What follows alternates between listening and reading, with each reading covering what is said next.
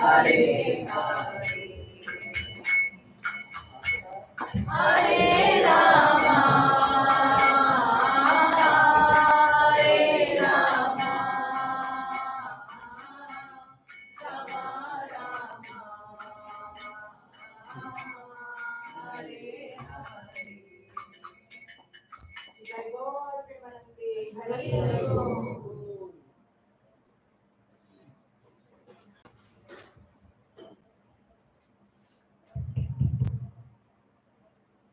Hare Krishna.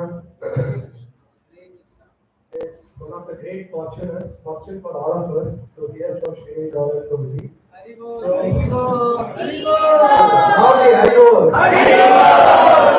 you so much. So, actually, not today, this many seva opportunities were there. My voice is not well, I am not well. So, but I decided I should not miss Prabhuji's class. Okay, and I should not miss the opportunity to glorify Prabhuji. I am not getting anywhere opportunity. Today I got a heartful content. I am getting an opportunity to glorify Prabhuji. Okay. So when we glorify the devotees, we get purified. When the senior devotees are purified. So we all know about Srinidhi Gaura Prabhuji, but just for my purification, I'm going to introduce to you all about Srinidhi Prabhuji. So he passed out engineering from 2000, and then he's been working in a different company. Larry said right now he's working in Comsco. So his Krishna consciousness maturity level is enormous. He does various sevas. That's number one. Number two is he is the one who introduced us to Krishna consciousness, and the seed, the main pillar of this Panathur center. The center started here because of Prabhuji's tireless efforts. Otherwise, you would not have known what is ISKCON here. And when it comes to capacity for Prabhuji Seva, you give any Seva, like 1,000 Bhima, no? That's the carries 1,000 elephants, understand? You give 1,000 dogs to the Prabhuji, he will do it. No question asked, Prabhuji, is it difficult for me? Nothing he will say. He will just do it.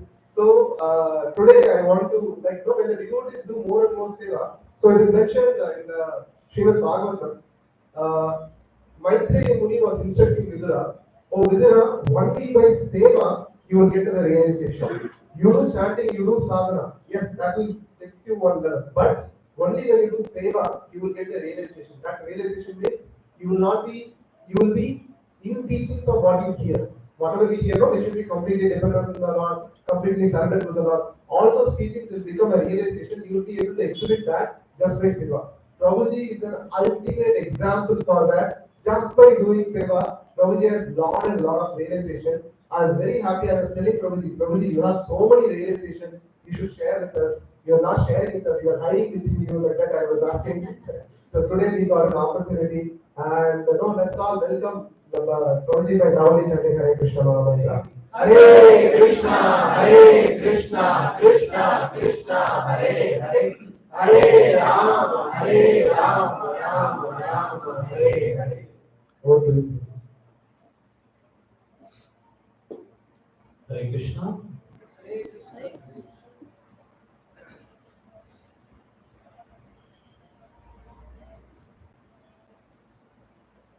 Jaya Radha Madhava, Jaya Kunja Bihari.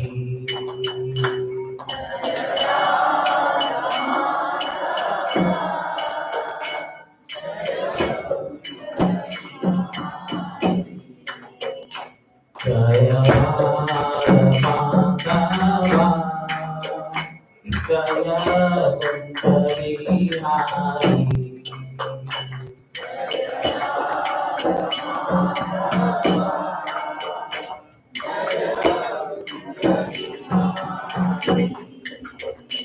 Jaya Gopi Jana Vallabha, Jaya Girivaradari, Jaya Girivaradari.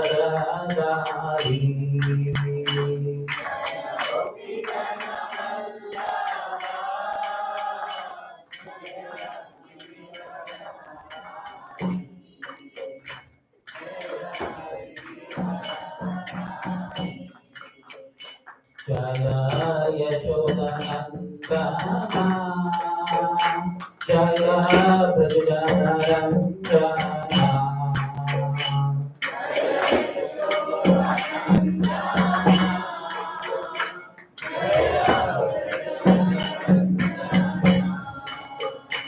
Jaya Yamuna Tiravanachari Jaya Gundari Hari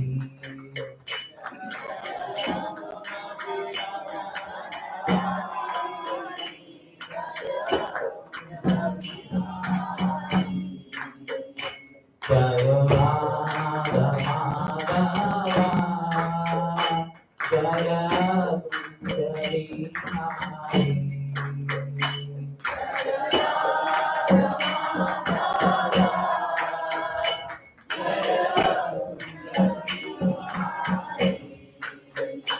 Jaya Gopi Jana Vallabha Jaya Girivaradari Jaya Girivaradari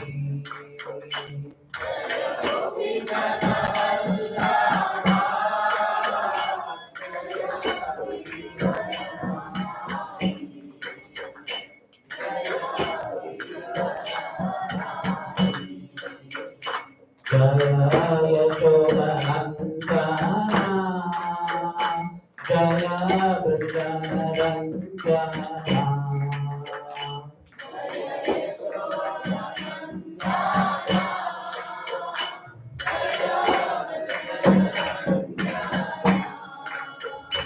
Jaya Yashodanandana Jaya Prajanarandana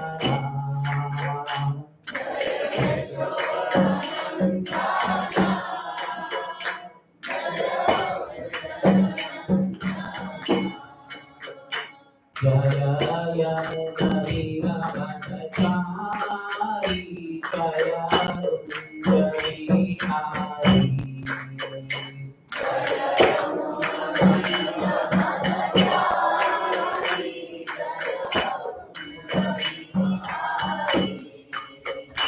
Hari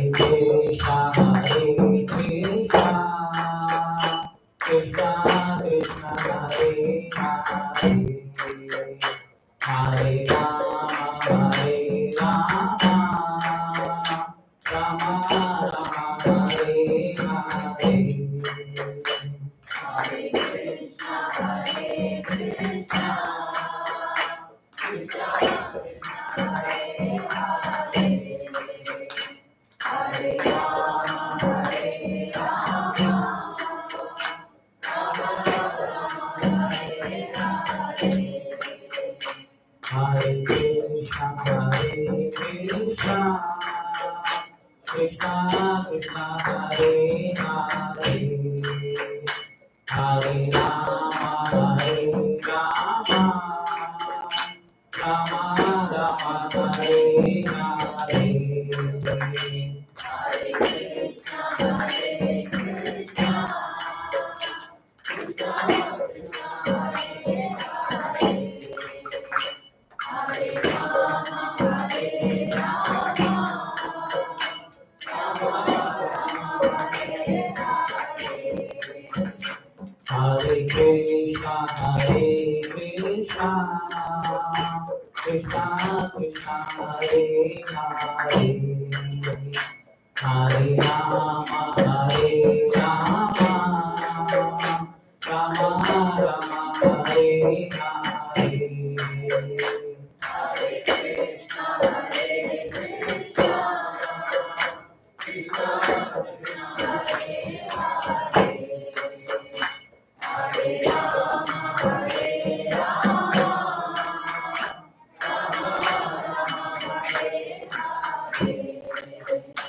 Jaya Santa Vita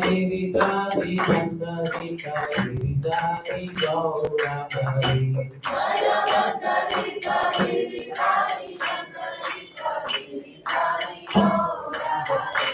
Jaya Jaya Prabhupada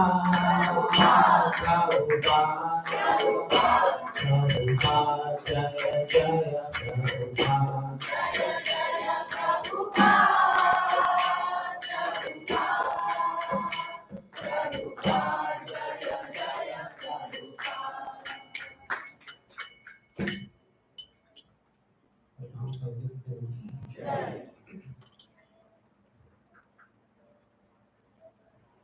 Om Namo Bhagavate Vasudevaya. Om Namo Bhagavate Vasudevaya. Om Namo Bhagavate Vasudevaya. Om Namo Bhagavate Vasudevaya. Om Namo Bhagavate Vasudevaya. Om Namo Bhagavate Vasudevaya. Narayanam Namaskritya Naram Chaiva Narottamam Devim Saraswati Vyasam Tato Jayam Udiraye Nashtaprayeshu Abhadreshu Nityam Bhagavata Sevaya Bhagavati Uttama Shloke Bhakti Bhavati Naishtaki.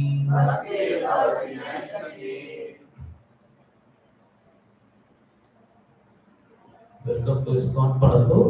So today we will look into this Srimad Bhagavatam. So we will discuss about the Canto 1, the creation, under that Chapter 2, divinity and divine service. So today we will go through the slokas 1 to 1 to 1 to 5. So today we are going to go through five slokas.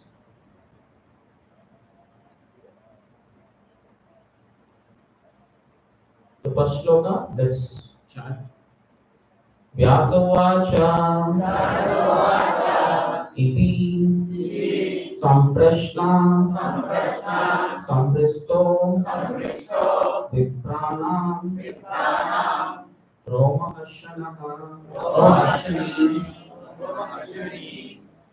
pratipujya vachas tesham pravaktum upachakrame vyasavacha iti samprashna samrishto vipranam romahashani pratipujya vachastesham pravaktum upachakrame vyasavacha iti samprashna samrishto vipranam romahashani pratipujya vachastesham pravaktum upachakrame vyasavacha iti samprashna samrishto vipranam romahashani pratipujya vachastesham pravaktum upachakrame.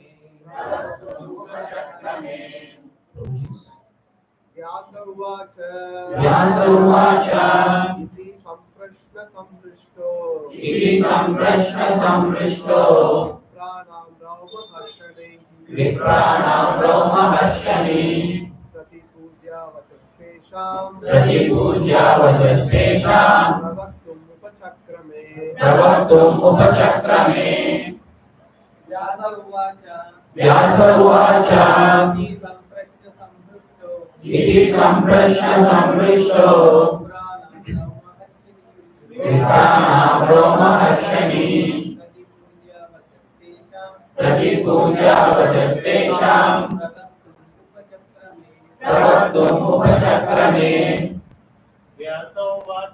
Vyasavacha iti samprashna samrishto vipranam romahashani pratipujya vachastesham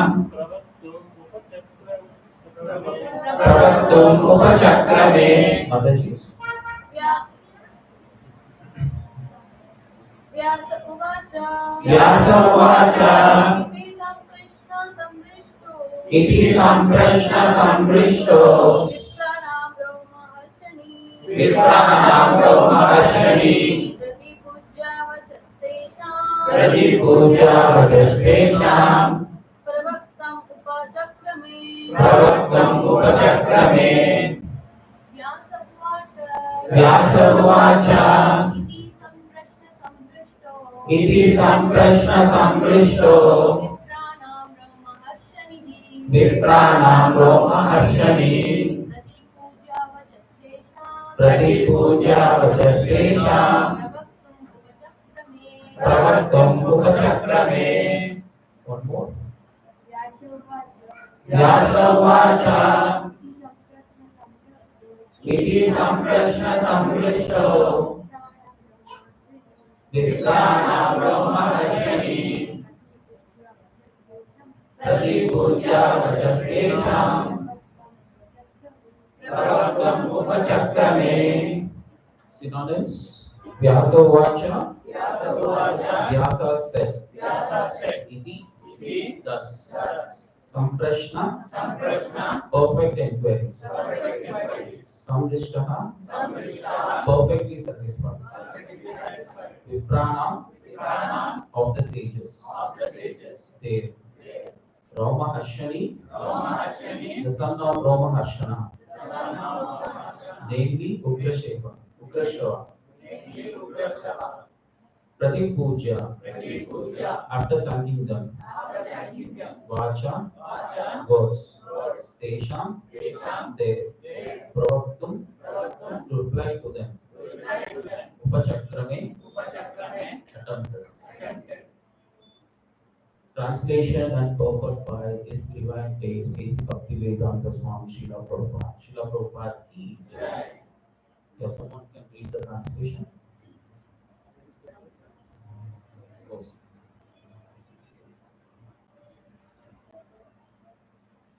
Ugrashrava, Suta Goswami, the son of Romaharshana, being fully satisfied by the perfect questions of the Brahmanas, thanked them and thus attempted to reply. Purport. The sages of Naimisaranya asked Suta Goswami 6 questions, and so he is answering them one by one. Thank you. So this is the first shloka of the second chapter from the first canto. Sorry, I'm not used to this, so until I get adjusted.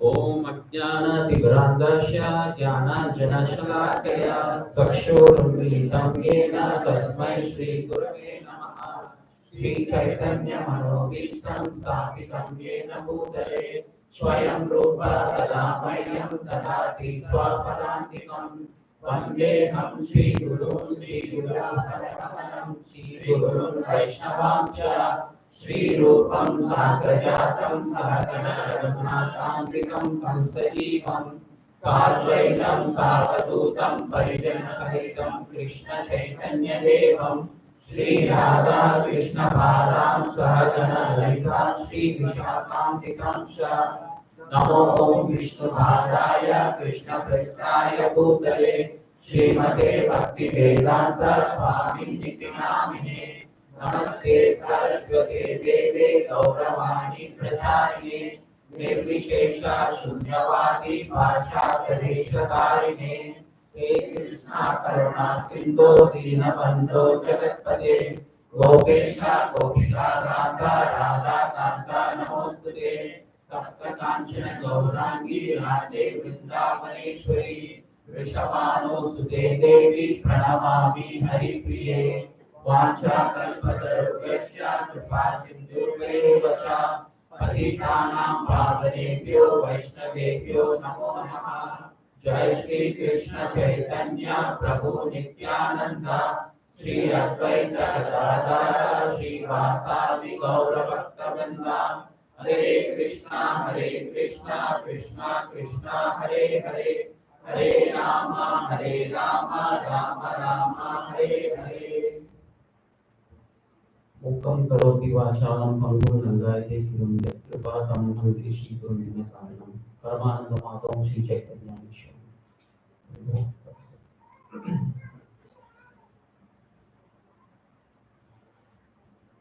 Hare Krishna, thanks for giving this opportunity to talk about Krishna, Srimad Bhagavatam.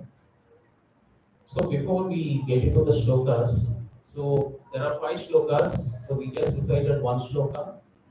So in that way, we have the period is very less to recite all the shlokas. So what I have done is I have organized in such a way the translations. So we can read the translations. The purports are organized in such a way that the main points from the purport today we can discuss where Srila Prabhupada stresses on the few points. Before getting into the shlokas, I just want to glorify the Srimad Bhagavatam. A short intro says that we started the Bhagavatam classes 2 weeks back. Kakri Prabhu started. He entered the first canto, first chapter, the last 2 shlokas. Prabhuji has given a brief on that.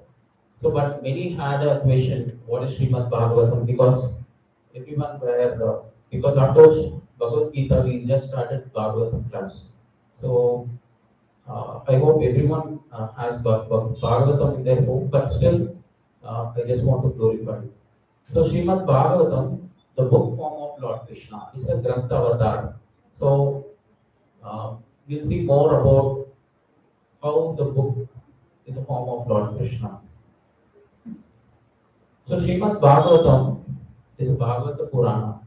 So it can be understood as the history of those who possess the wealth of faith in the Supreme Personality of God. Got it right? It's a history of those who possess the wealth of faith. Okay, it's the wealth is we always think about the normal how the materialist people think about it.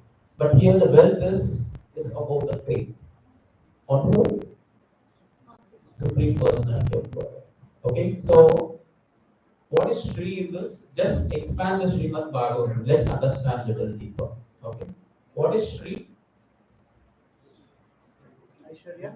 Yes, Aishwarya, goddess of fortune, wealth of opulence. Mat. Mat can be translated to belief or faith. What is Bhagavat or Bhagavatam?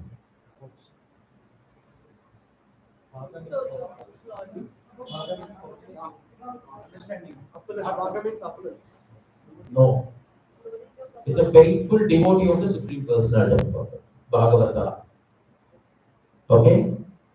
Then Purana refers to the ancient history. So if you combine all this, the Bhagavata Purana can be understood as the history of those who possess the wealth of faith in the Supreme Personality of God. So Bhagavatam is full of the devotional services who are followed by our great devotees of Lord Krishna. So that is Bhagavatam. Okay? So just I want to present this, that's the reason. Of all the sacred Vaishnava scriptures, Srimad Bhagavatam is considered the topmost. Why? Any idea why Srimad Bhagavatam is considered the topmost? Glorifies the It glorifies the devotees. So in Srimad Bhagavatam, only devotional service is discussed. And what happens when we discuss the devotional service? It arouses the living entity to the transcendental position of 2 things. One is jnana and vairagya. So what is jnana? Knowledge, and vairagya, renunciation. So these are the 2.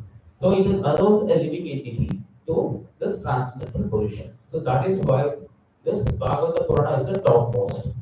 So consider a tree. It's a vast network of the Vedas. Okay. Now, in this, the fruit The fruit is of the tree is considered as knowledge. Now, once the tree matures, once the fruit matures, it becomes sweet. Now, Srimad Bhagavatam is mature fruit of this Vedic knowledge. So this is how we should consider as a Srimad Bhagavatam. Next one is the glorification by Sri Chaitanya Mahaprabhu. Chaitanya Mahaprabhu hailed the Bhagavatam as a spotless Purana, Pramana Amalam among the Vedic literatures. So what is spotless here? Everything is right. Whatever is mentioned, it is right. So whatever is there, it's mentioned as right. This content material. Yes, nothing material. So it does not discuss anything material. So Srimad Bhagavatam is spotless reason is it does not discuss about anything material. So the subject matter found in Srimad Bhagavatam is meant for Paramahamsas. You know who are all Paramahamsas? So Paramahamsas are the one who does not live in the material world and who does not envy others. So these are the qualifications to go through the Srimad Bhagavatam. But in this Kali Yuga, we have got this means Chaitanya Mahaprabhu has given the mercy to us to go through the Bhagavatam. Okay. So when we say Paramahamsa, Hamsa is swan. So when you feed the swan with mixture of milk and water, so what the swan does? It removes the milk and leaves the water. So similarly, a person who can draw out the spiritual portion from this material world and who can live alone, depending on the supreme personality of God, and he is the Paramahamsa. Got it? Okay, next glorification by Srila Rupa Goswami. In his Bhagavata Rasamrita Sindhu declared that hearing Srimad Bhagavatam is one of the five most potent forms of Bhakti Yoga. So what are the five most potent forms?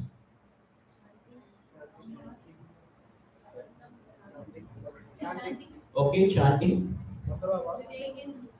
Okay. Prabhuji say residing at Mathura. Next. Association of devotees. Next. Harinam. Sankirtan you are saying? Nama Sankirtan. What is Bhagavatam? So four has done. The last one.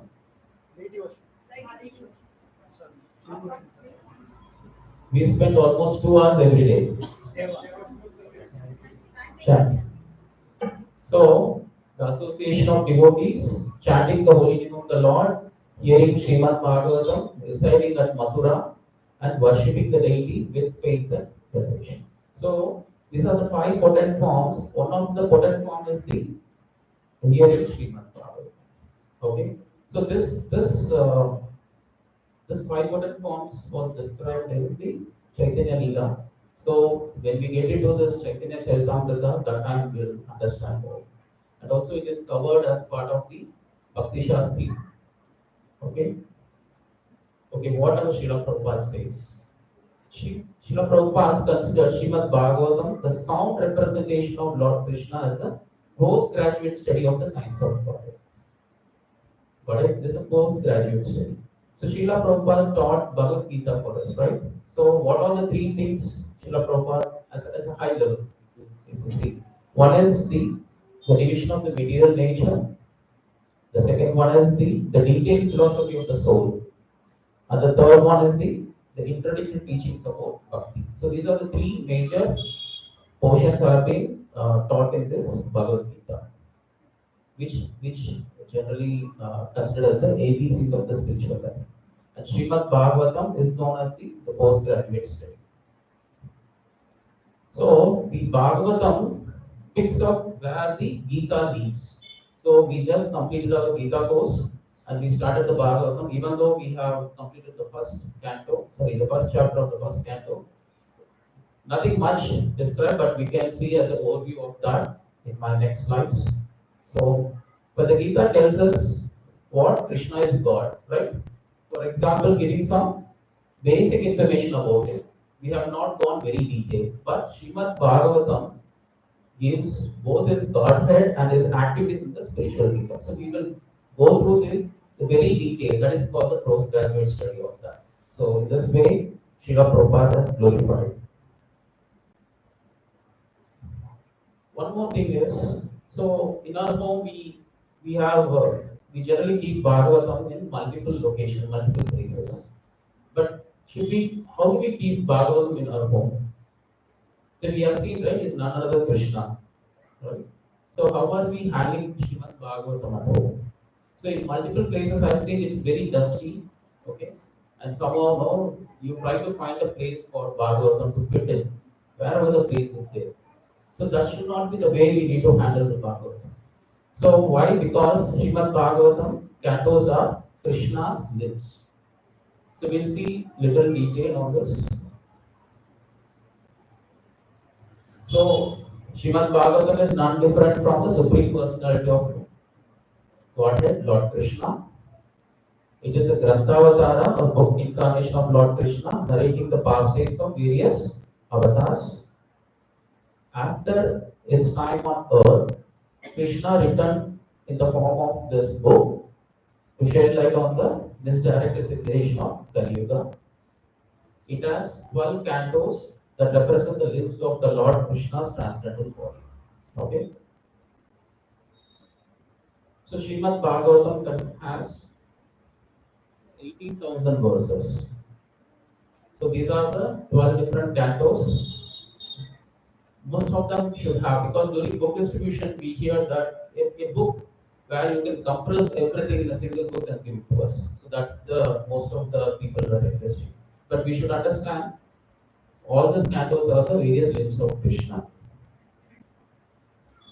So in Padma Puran, it's very clearly mentioned which canto represent which limb of the Krishna's body.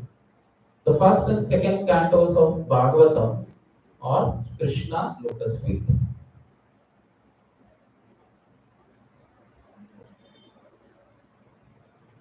So we should approach the first two cantos very humbly, and how do you approach the lotus feet of the Krishna? The third and fourth cantos are his thighs. The fifth canto is his navel. The sixth canto is his chest. The seventh and eighth cantos are his arms. The ninth canto is his throat. The 10th canto is beautiful lotus face. The 11th canto is his forehead. The 12th canto is his head. So what is the advice we receive from our acharyas is, we are advised to read Srimad Bhagavatam from the beginning and progress gradually to the 10th canto. That is Krishna's lovely face. So this is how we should approach Srimad Bhagavatam. Clear? So try to find a place where you can worship that place also. Try to find a place for Srimad Bhagavatam, because he is none other Krishna. So, okay, one thing is we saw different limbs. Now there are 10 topics of Srimad Bhagavatam which have been described. Like we can see what are the different 10 topics. So glorified as a Mahapurana, Srimad Bhagavatam contains 10 subjects as described in this verse. So it's Srimad Bhagavatam 2.10.1. Second canto, 10th chapter, first canto.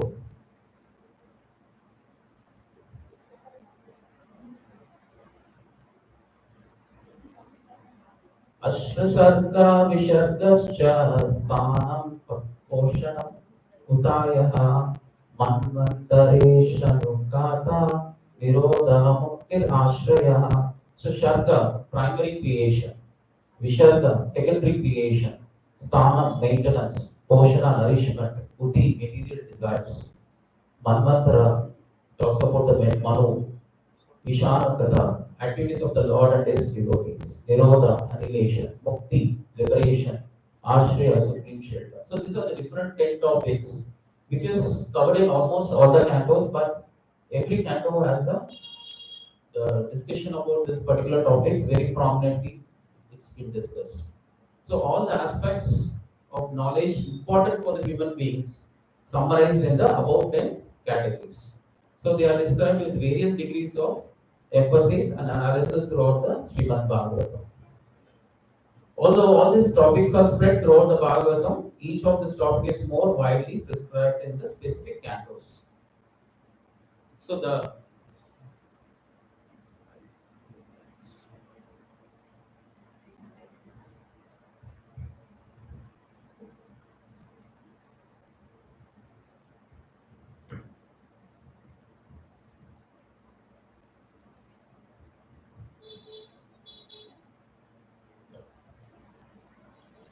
one more thing is the ultimate purpose of the first 9 topics, whatever we have seen, right, from Sarga to Mukti, it helps us to understand the 10th topic. What is that?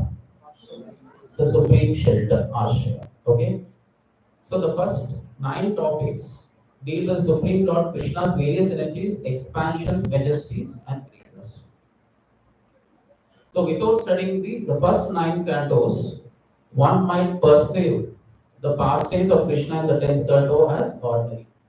So everything is transcendental here.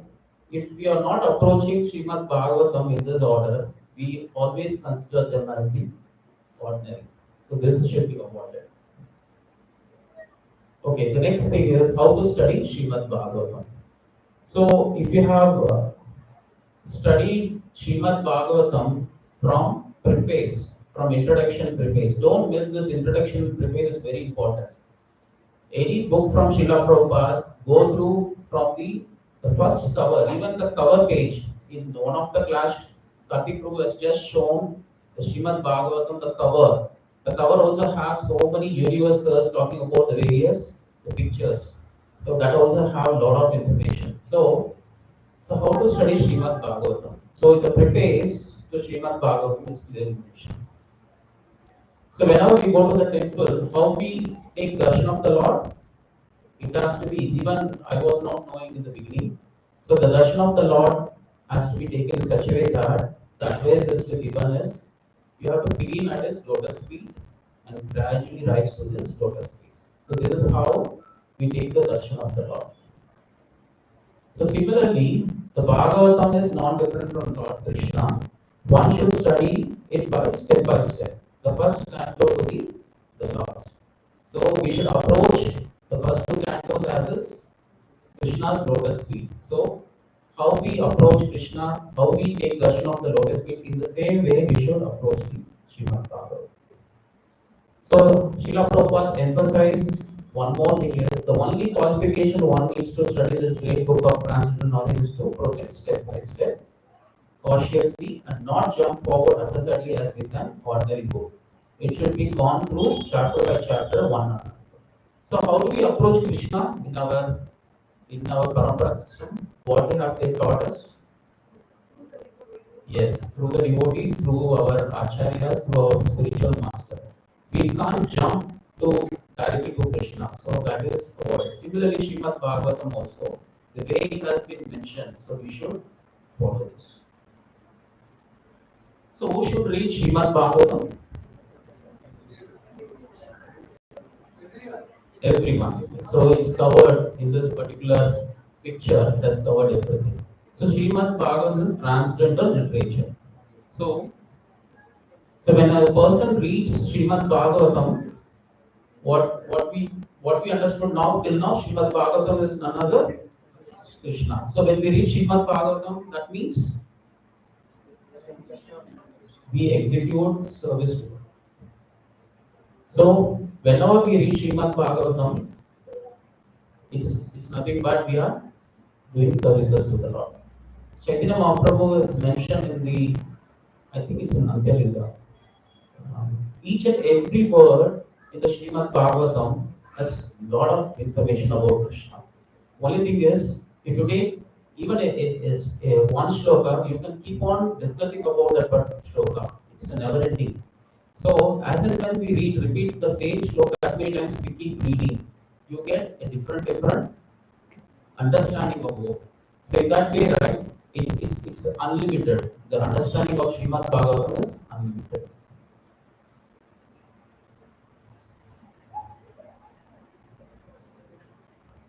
Okay, so this is just a glorification of Srimad Bhagavatam. So now a quick recap. So what we have completed is Srimad Bhagavatam, Canto 1, Creation, Chapter 1, questioned by the sages.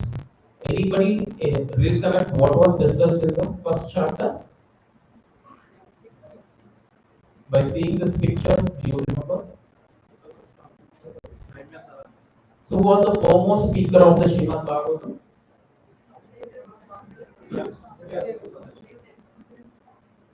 Who spoke Srimad Bhagavatam here?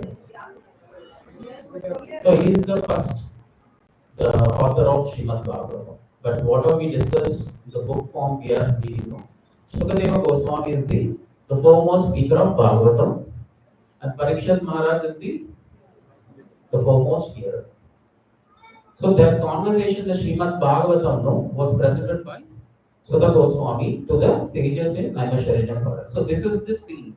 This is the scene set. Now Sudha Goswami is sitting and also the sages are sitting there. So this is the first chapter we discussed about that.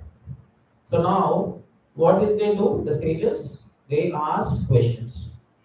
What questions? About the spiritual subjects, right? Not about material things. What are the things? Philosophy of life, purpose of creation, nature of reality of God, and His incarnations. So now, how the spiritual knowledge is acquired? By putting down the questions and getting the answers from the spiritual masters. In this way, we get the authorized answer which has come from Parampara. So this is the scene set. So if you see the chapter 1 from the canto 1, the topic is questioned by sages. So it is divided into 3 topics. One is the first 3 shlokas are prelude. The 4 to 8 is sages glorify Sudha Goswami. And from sloka 9 to 23, sages describe, condemn the state of affairs of Kali Yuga people. And our 6th question expresses their eagerness to hear. So if you further come down, the first 3 shlokas, the first shloka talks about the definition of the absolute truth. You can find the definition of that. The next shloka about the glories of Srimad Bhagavatam. That is the actual religion. The third one is invitation to Rilesh Bhagavatam. So these are the 3 topics discussed. 4 to 8. The 4th one, especially sages assemble there for sacrifice to satisfy the Lord and the devotees. Offered Sri to Srila, Sudha Goswami, and glorified him. The slokas from 9 to 23 talks about the Kali Yuga people eagerness to hear and the 6 questions. So the last class taken by Kartikeya Prabhu was describing about the Kali Yuga people. So further going, what are the 6 questions? Does anyone remember? What is the first question? So what is the absolute and ultimate good for people in general? So this is the first question asked by. So it's in the sloka 9. Sloka 11 talks about the second question. Explain the essence of all scriptures for the good of all living beings. Do you remember the third question? Why did Lord appear in the world? Yes. Why did Lord appear in the womb of Devaki as the son of Vasudeva? Describe his incarnations. Fourth question, describe about the Lord who performs adventures in his various incarnations, the Purusha avatars. What is the fifth question? Narrate the transcendental pastimes of the Lord's multi-incarnations. So Leela avatars, like we see, right? Like Nrsimha, Ram. So all these different Leela avatars. The last question is, whom the religious principles have taken shelter after Lord's departure. So these are the various 6 questions. See, till the end of the Srimad Bhagavatam, the last canto, we should remember these questions. Almost most of the questions are discussed in the chapter 2 itself, but you can see the more elaborate answers in the various chapters as well, the various chapters. Okay, so if you go through any scripture or any chapter or any text, so we should always see what is the takeaway. We should always see what is written for me. What should I understand? So because it's just reading all the scriptures, no, it doesn't matter. Anyone can read completely. But how should I? What is the takeaway? So we can understand from this. There are 6 qualities exhibited by Rameshwara sages in their hearing of Srimad Bhagavatam. So from the first chapter we can understand there are 6 qualities exhibited by Naimisharik sages. So the first one is respect for the speaker. It doesn't matter that, see, first of all, there's a qualification to sit in the Vyasasana. So whenever the position is given, the first one is the respect for the speaker. It's very important. So how do we see this? How they are respected is the sages welcomed and honored Sutta Goswami and offered him a seat of esteem. So it's described in the first chapter, slokas 4 to 8. So Srila Prabhupada adds some more point to this. The proper method of receiving this transcendental message is to hear it submissively. There should not be a challenging attitude, cannot help anyone to realize the transcendental message. The desire to sincerely hear is the first qualification. So that is one thing exhibited by the sages. The second one is the eagerness to hear. So we should always express the gratitude, enthusiasm to hear about the pastimes of Supreme Lord. So irrespective of the, is it boring also, right? Sometimes the devotees feel, no, the way he is presenting, it's not suiting him to hear more. That's not the way our mood. So whenever the Krishna's topics were discussed, no, we should be hearing, express our enthusiasm to hear. So Srila Prabhupada writes, those who listen to the Bhagavatam may put questions to the speaker in order to elicit the clear meaning, but this should not be done in a challenging spirit. One must submit questions with a great regard to the speaker and subject matter. So this has to be, so this talks about the eagerness to hear. The next one is the faith in the subject. So when we are coming here for Srimad Bhagavatam, to understand that we should have a faith first. So faith starts from everywhere, right? Whenever it has a family, you have a faith on the spouse and faith on the kids, faith on the parents. So the faith should be there everywhere. Then we can understand the subject matter. Even our life goes smooth. The sages had full faith in the process of hearing Harikatha for the highest degree of spiritual liberation. The next is the compassion on others. The sages know they were very compassionate towards the entire humanity in general, not to maybe the Kali Yuga people. They already know, right, we will be ending up with so many troubles in the future. So they already started 1,000-year sacrifice for the welfare of the humanity. This is the actual welfare for all humanity. Whatever we do today, talking about the humanity, the welfare activities we do, that's not the actual welfare. So this is the topmost. The gratitude for the opportunity. You got a sincere hear of Srimad Bhagavatam does not take the opportunity to hear from a great source for granted. So we should be gratitude for giving this opportunity to hear. So this we have observed from the sages. The next one is no satiation in hearing. A sincere hearer never bored of hearing Srimad Bhagavatam despite. So we should always see what I learned today from this slokas, what all from the speaker, what I have learned, what's something new today, how can I apply? We should always think in that perspective and approach it. So these are the different 6 qualities the Naimisharanya sages have exhibited, and this is our takeaway. So any Srimad, any class, so we should always have the 6 qualities, keep remembering it. Whenever you come out of it, try to, even since we are in association of devotees, if you find the another devotee is something like he's already bored or is already in sleep mode, try to wake up him. In that way, you are helping that devotee to come into this 6 qualities. Okay, so let's move to the actual portion. Today we will discuss. So the second chapter, it talks about divinity and divine service. So what is divinity and divine service? This chapter talks about most importantly on the devotional services. So let's see. It's a very good number of shlokas. In this 34 shlokas we have. So now the Sutta Goswami. So now the first chapter, the sages has asked the questions, right? 6 questions.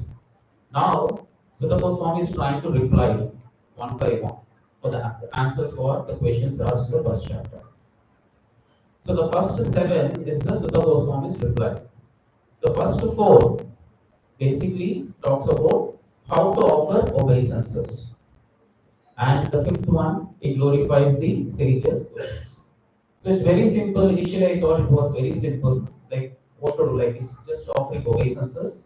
And the fifth one is glorify the sages' question. That's it. No, there's nothing deep to understand this. But when I was looking into the shlokas and the purport, the deeper meanings, Srila Prabhupada has stressed on so many points. So we'll see those points, and it's a very good takeaway for us today's class. We can discuss elaborately. So the first shloka's translation is Ugrashrava Sutta Goswami, the son of Roma Arshana, being fully satisfied with the perfect questions of the Brahmanas, thanked them and thus attempted to reply. Okay, so this is the purport. The sages of Naimisharanya asked Sutta Goswami 6 questions, so he's answering them one by one. Okay, so why Sutta Goswami has to thank the sages first? Because he got a chance to glorify God. So without questioning answers. Yes. So, because they ask question about who? About Krishna. So, which are beneficial for to all kinds of people. So, Loka Hitam.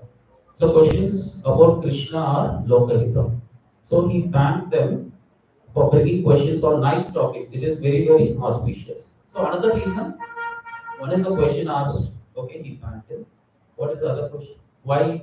What is the other reason? Yes, giving an opportunity to speak about Krishna.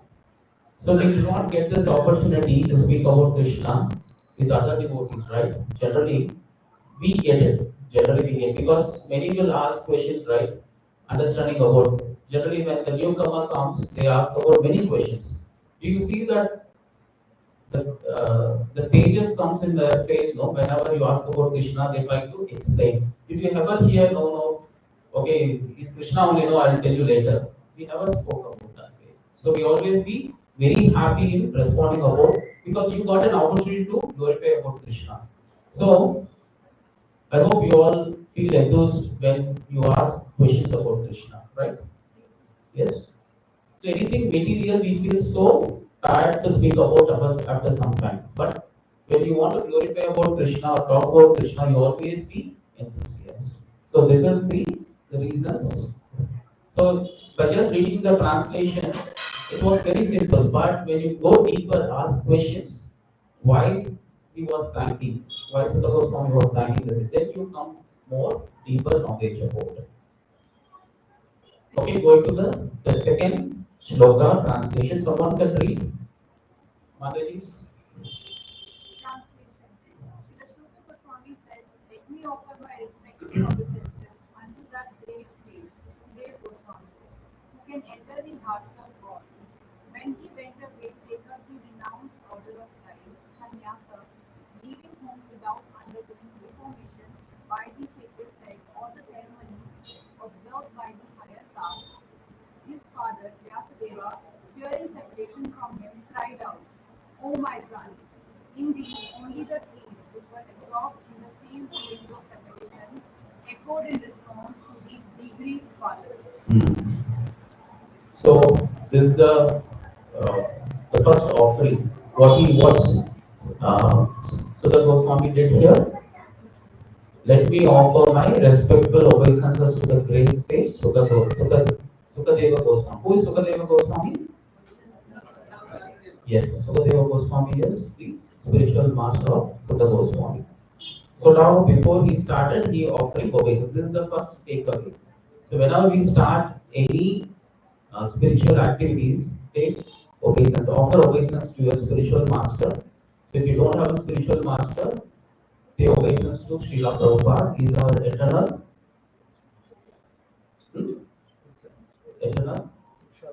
Shiksha Guru.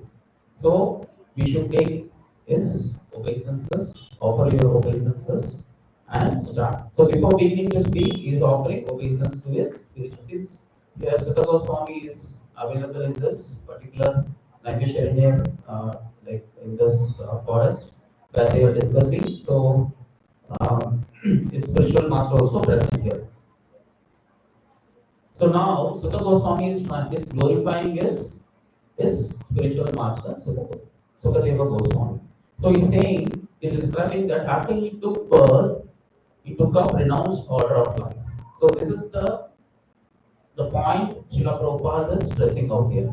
So he left home and he was walking in the forest. His father is walking behind him saying, "Oh my son, oh my son." Sukadeva Goswami did not respond, but the trees were echoed in the response to Vyasdev. So the tree is also observed in the same separation from Sukadeva Goswami. So we will see why Sukadeva Goswami, what happened, like why he just walked away to the forest.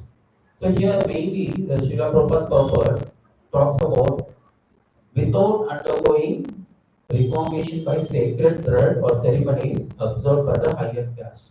So if you remember, if you see the third or fourth line, so he has took the renounced order of life, sannyas, leaving home without undergoing reformation by the sacred third or the ceremonies observed by the higher caste. So this is the point he elaborates more in this. So why Sukadeva Goswami had to do this and why even if he had to do it, still he was qualified. Because anyone who has to give the higher knowledge, they have to undergo this ceremonies. What is that? Different reformations. So it's basically he doesn't have a disqualification here.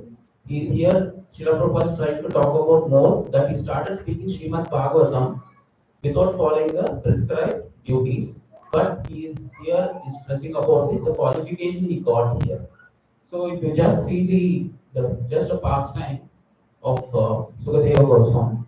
So the who is Sukadeva Goswami? Who is Sukadeva Goswami? Is a son of Vyasadeva.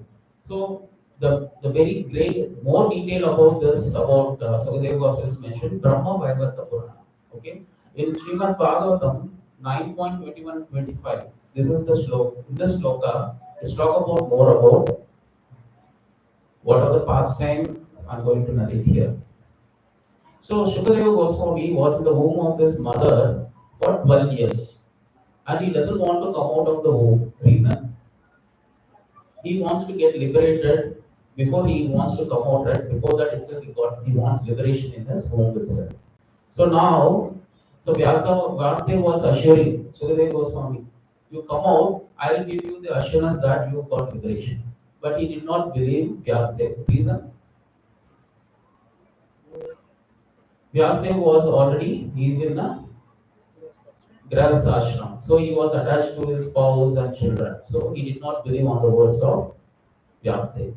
Then Vyasadeva was confused what to do with this. He is not coming out. So he went to Dwaraka and he met in Dwaraka Krishna. So Vyasadeva went and met Krishna saying about this. He is not coming out. Please help me out in this situation. So then Krishna personally came to Vyasadev's house. So you can see Krishna is there. So he assures, you come out, I'll assure you, you will get liberation from Maya. So then, so the Sukadeva Goswami got the assurance from Lord Krishna himself directly that you get liberation. So in this way, after getting liberation, he comes out and he just walks away to the forest because he's already got liberation. He wants to get into the sannyas life. So in this way, he got to the title called Parivrajaka.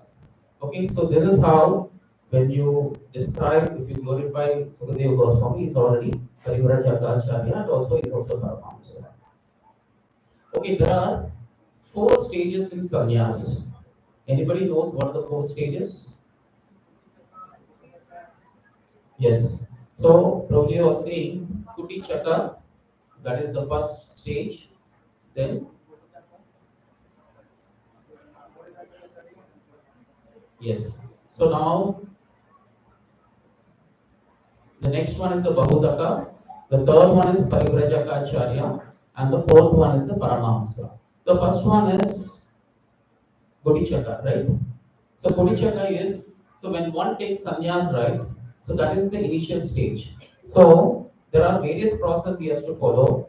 He's not practiced first of all to beg door to door. So this is the initial stage. What he does know, he will stay in a place very near to his home, such that no, the daily, like whatever he has to honor the pressure of everything comes from his home.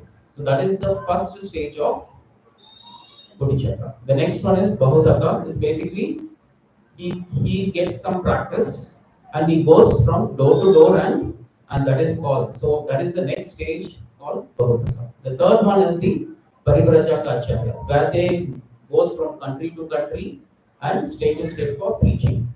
The last one is the advanced state of the sannyas stage. There he sits down in one place and meditates. Meditates in the sense on the lordships. So in that way, right, these are the four stages of, basically he is detached from the material world completely. Even though if he situates in the material world, the Paramahamsa we already saw, right, he will always take the spiritual activities, what he has to learn from this material world. So in this way, so these are the four different stages in sannyas. So generally, there's a people come and ask, once we start practicing Krishna conscious, my spouse will take sannyas and leave. That's not the way. So if you see, right, these are the four stages anyone has to take.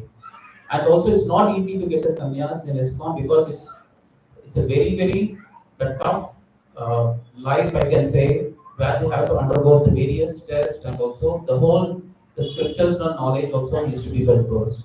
So in this way, the different stages of sannyas. So are you able to see the chart here? So this chart talks about, so this has been put in such a way that, so whatever described in the purport, the Srila Prabhupada has been put.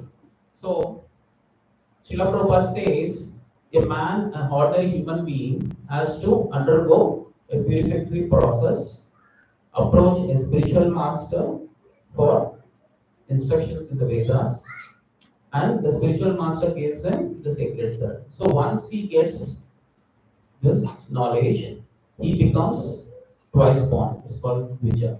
So what is twice born? The first birth taken by the material father and mother. The next birth is called Vijay.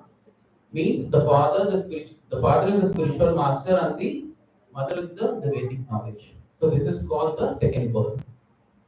So after taking this, he becomes a Vijay, he becomes a normal Brahmana.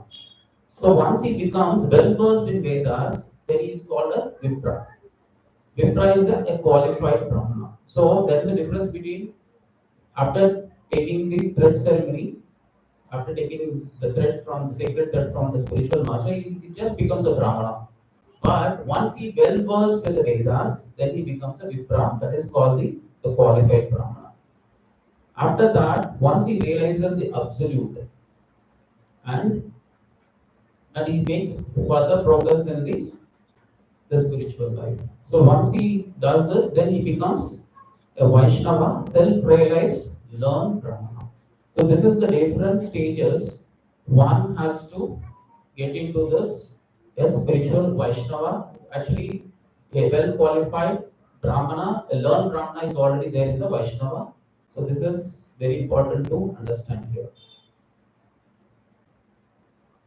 So here, Sukadeva Goswami already got liberation, right? So does he need to undergo all this process? This is only for the ordinary man. So this is one thing we should understand. The ordinary man has to undergo all this process, as that no, we have to get into a pure Vaishnava. So another point Srila Prabhupada stresses here is Brahmanism is already included in Vaishnava. So that is the point is being discussed here. So there are, we saw, right, the purificatory processes. There are 40 purificatory processes available in the Shastras, the samskaras basically. The total samskaras, only 16 are major in this. So most of them are still being followed now also, but those processes not done as pure. Even though we perform that process, we follow that process, but it's not pure. So in this age, it is difficult to follow them. You all agree? whatever we do, the samskaras, if you are not following according to the shastras, it's for the namesake. But does it really give the results? No. So now Srila Prabhupada says one thing for this. You don't need to follow all this process.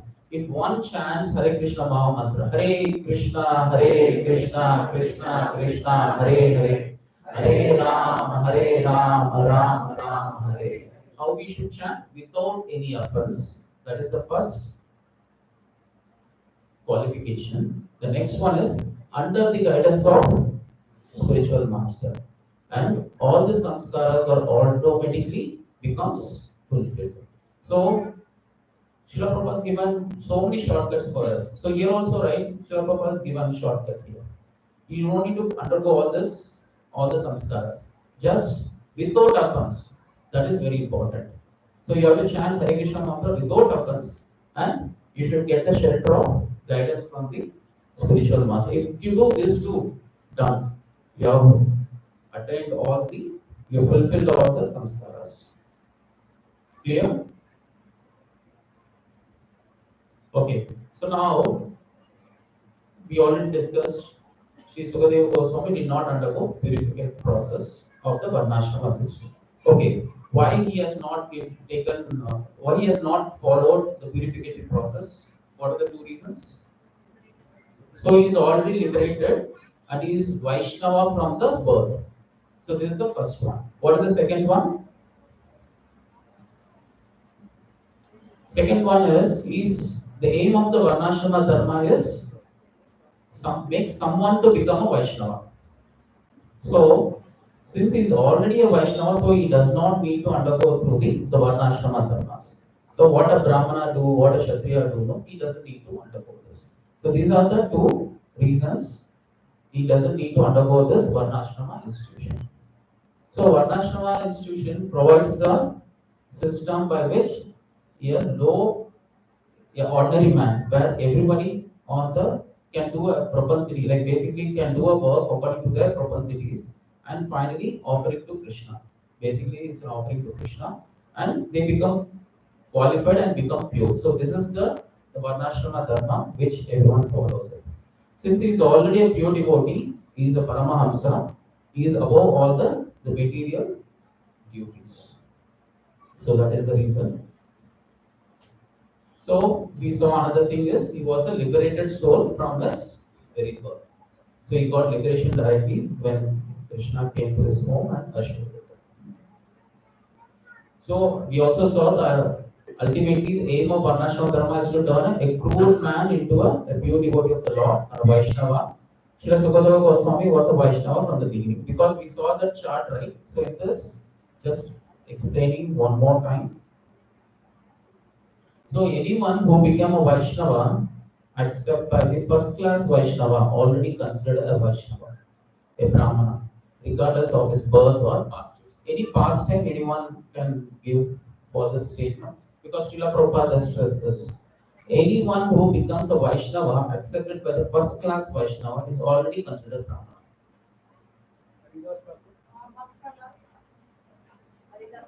Bhakta Prabhuji has said Haridas Thakur. So because, yes, Haridas Thakur is an example we can give because Chaitanya Mahaprabhu accepted Haridas Thakur as Nama Acharya. So even though he has taken a birth in Mohammedan family, so since he is accepted as a Vaishnava, we should follow the footsteps of Haridas Thakur, Chaitanya Mahaprabhu and glorify him. So this is one example. One more. No, see now accepted a Vaishnava. See now Chaitanya Mahaprabhu is already a first class Vaishnava. I'm asking an example of that.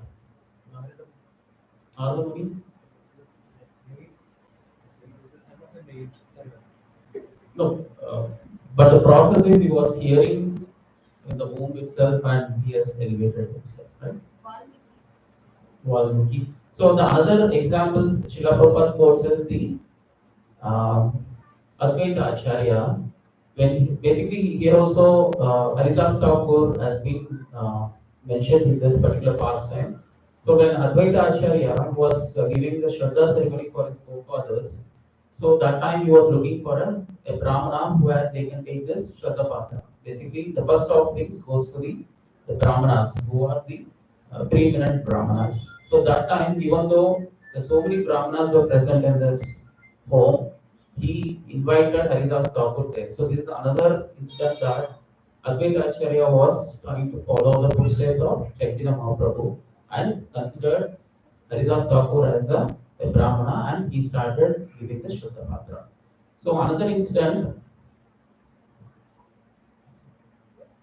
so these are the two events, talks about this particular Vaishnava accepting another Vaishnava.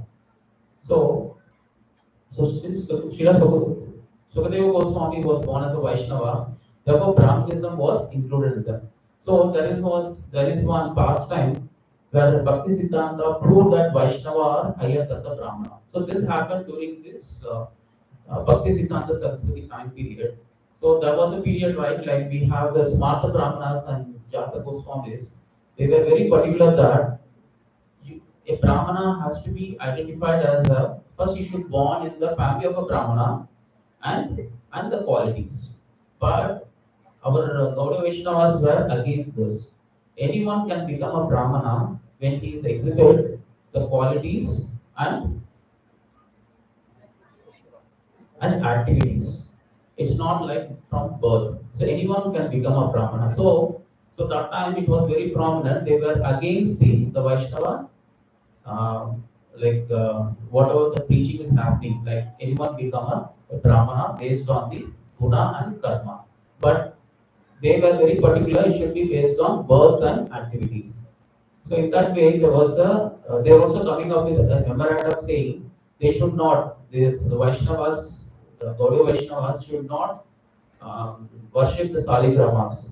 They should, at least they should have a qualification to take a birth in the Brahmana family. So in this, so that it was very prominent that time they are trying to create a room, a memorandum that in future it has to be like this. So then Bhakti Vinod Thakur was very upset after hearing this. So he has been invited to give a 3 day. There was the ceremony was happening 3 day. All the brahmanas in that particular place they are going to gather under some leadership to conclude whether we should consider this memorandum that this Vaishnavas has to be based on guna and karma or by birth or karma. So in this way, there was a big debate was happening. So, but Bhakti Vinod Thakur has been invited, but he was not able to go to this particular event because of he's not well that time. So that time he was praying to the Lord. Someone can help in the situation. So that time Bhakti Siddhanta Saraswati has come up and given a big essay about how to defeat these people. So he has given many references from our scriptures and he has shown to Bhakti Vinod Thakur, and Bhakti Vinod Thakur was very happy that Bhakti Siddhanta Saraswati has come up and he wants to present this in this particular event. So then he said, go ahead and present this. So now Bhakti Siddhanta Saraswati was part of that particular event.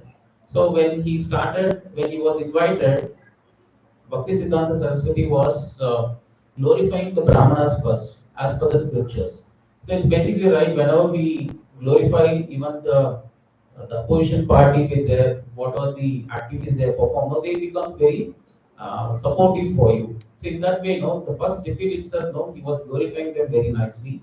And he has put down the points according to the Shastras in such a way that they can able to they can realize, okay, this is truth as per the Shastras. In this way, no, he has defeated as per the Shastras as well.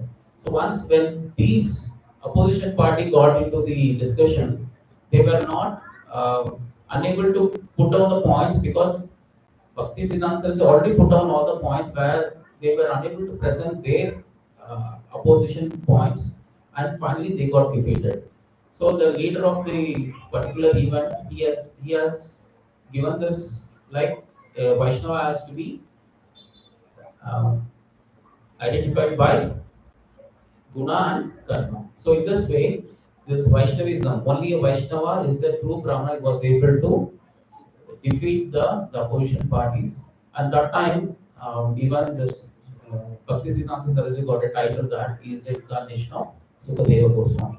So in this way, he has been very much glorified that time. So just see our acharyas know they were trying to fight in this Kali Yuga people like to give a status how to become a Vaishnava. So there is no qualifications needed to become a Vaishnava. You have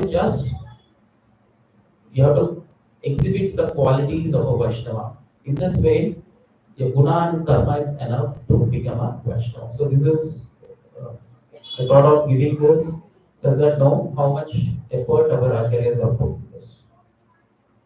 So any low-born person, be here, Girata, Puna, Andhra, Pulinda, Pulkasha, Abhira, Suttara, Sumpa, Yavana, Kasha, or even lower, can be delivered to the highest transcendental portion by the mercy of Vaishnavas.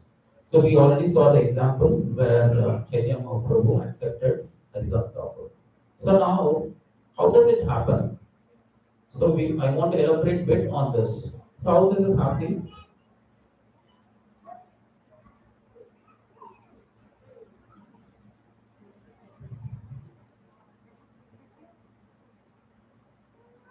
So quickly, yes, definitely Lord's mercy of the Lord is needed. Seed So is, seed is planted by the devotee.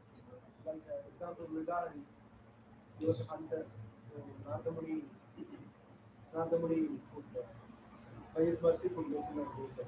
So here Srila Prabhupada says, one who takes complete shelter of Supreme, pure, Krishna, they also become pure. So we are in touch with already the purest, the pure of the purest.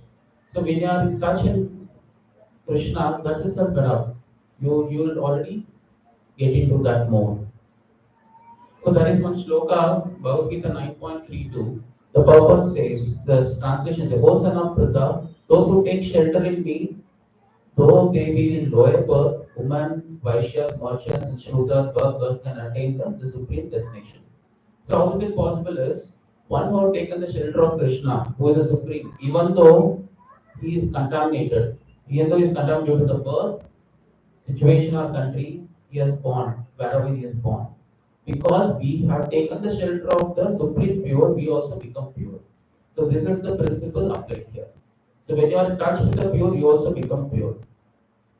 So that's why no Srila Prabhupada was very particular. There is anyone can get this qualification, and they doesn't have any disqualification for to become to follow the devotional services.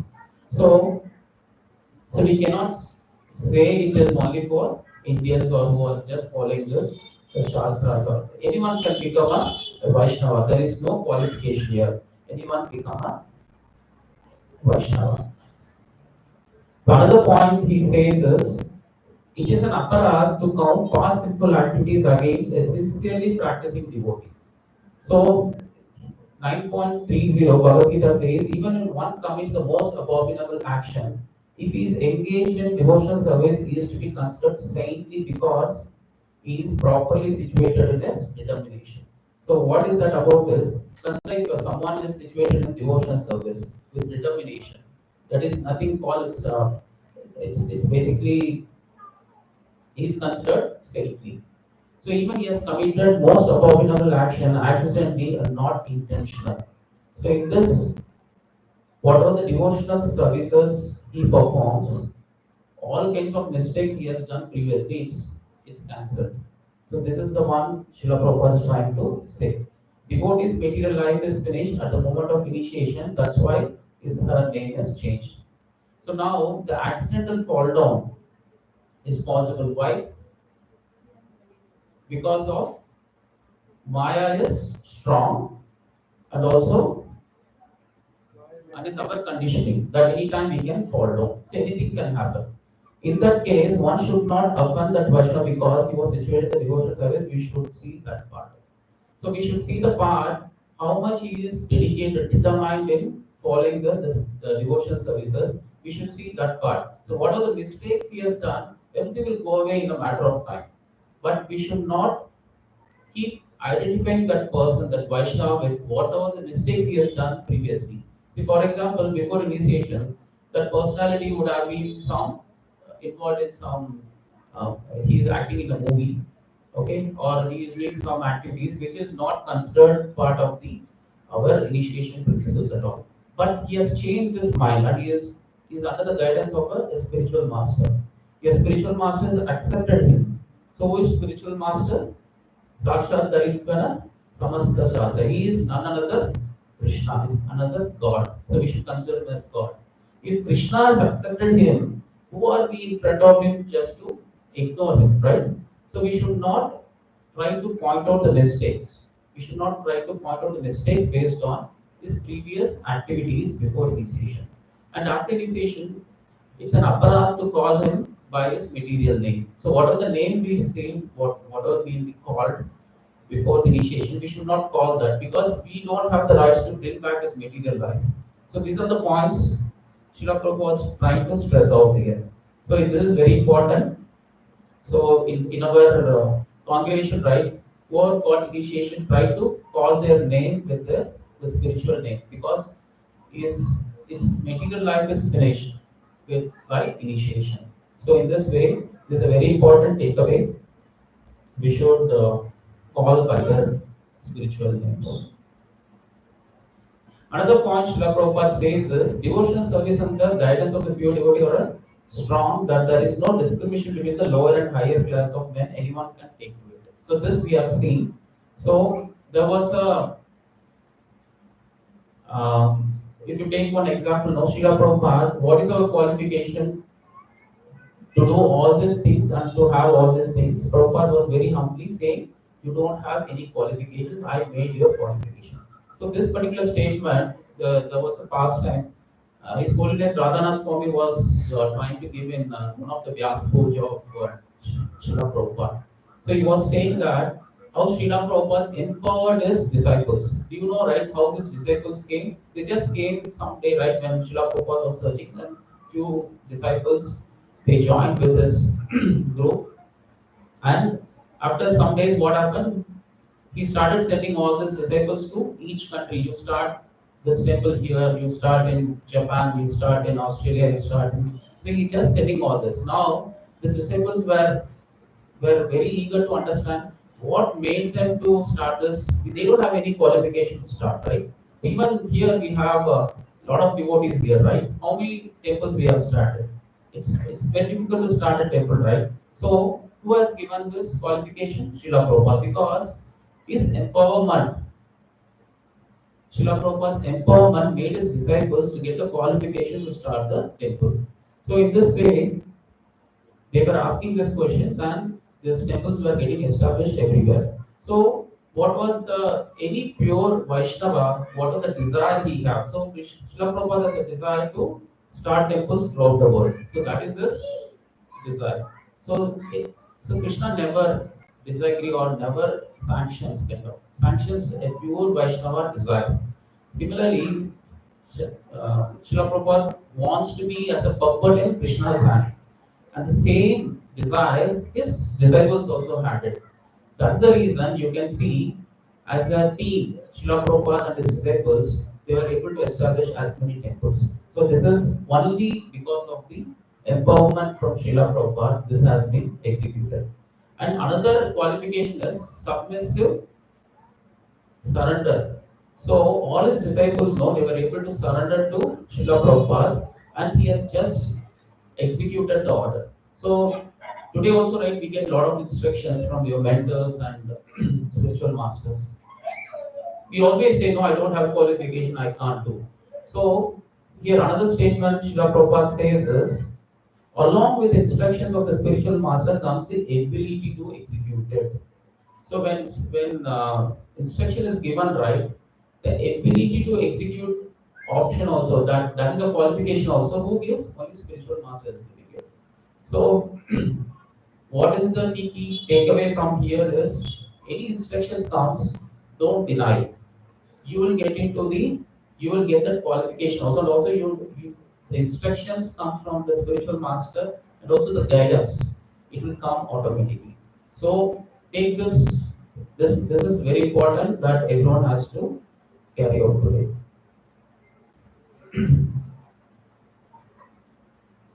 So this is repeated. So this is one more analogy.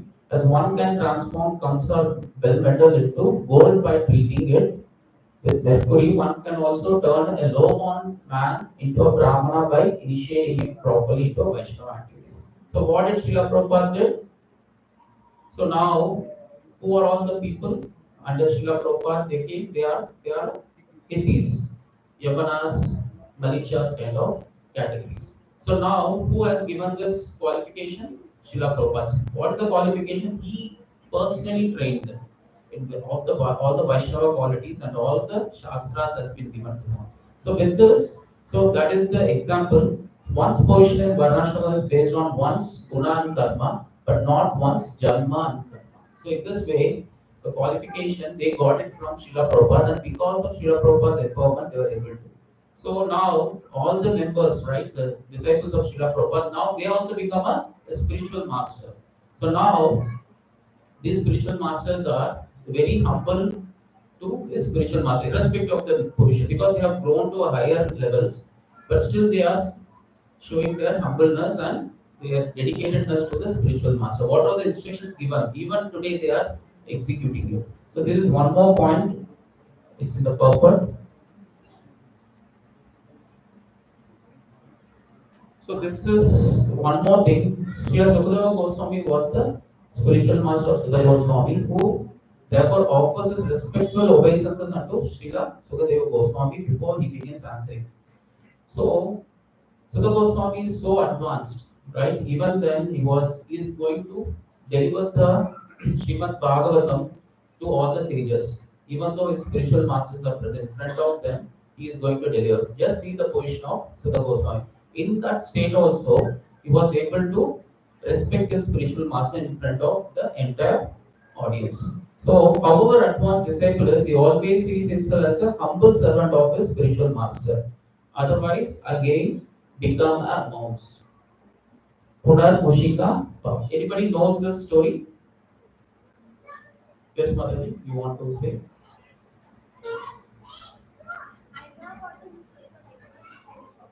Okay. Huh? You know that story? Always comes to the stage that they wants to change itself to the cat. Okay. And then cat to the dog. Okay. And then dog to the tiger. And finally, it wants to eat the sage itself. Then sage cuts it, become mouse again. Yeah. So this is thanks, bro. So this is the whatever the obeisances what Sudha Goswami has given to his spiritual master. This shows the mood of a disciple. So his humble servant mood. That shows the humble servant mood.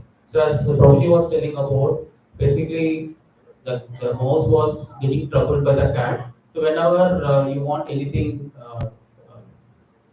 We reach the saintly persons, right? Says that no, they have some powers where they can um, give a boon for you. So similarly, this mouse has went to a saintly person and asked for the boon of to become a cat because the rat is saying it's the cats are troubling me. Let me become a cat. So saintly person has given a boon saying you become a cat. So once the cat was happy in the form of mouse, right? So it was also very troubling by the dogs. So now another day it came to the saintly person again. You make me a dog because dogs are troubling me. So now saintly person, right? The saint has said, okay, you become a dog. Again, what happened? The dog is again afraid of this tigers. So just see the nature, right? One is weaker, one is strong. So this is by default is there in the nature. So now the dog goes to in front of the saint, which is in the form of mouse, right? It has become cat and dog. Now I want to become a tiger. So now the saint said, okay, you became a tiger. Now the tiger got pride, right? It has got a bigger, highest, what do you say, the animal kingdom itself, no, the various varieties of animals. Now the tiger is positioned at the higher level. Since it got the highest level, the tiger got a pride. Now I can eat you. Who are you in front of me? Then what saint did? You become a mouse again. You did not have a qualification.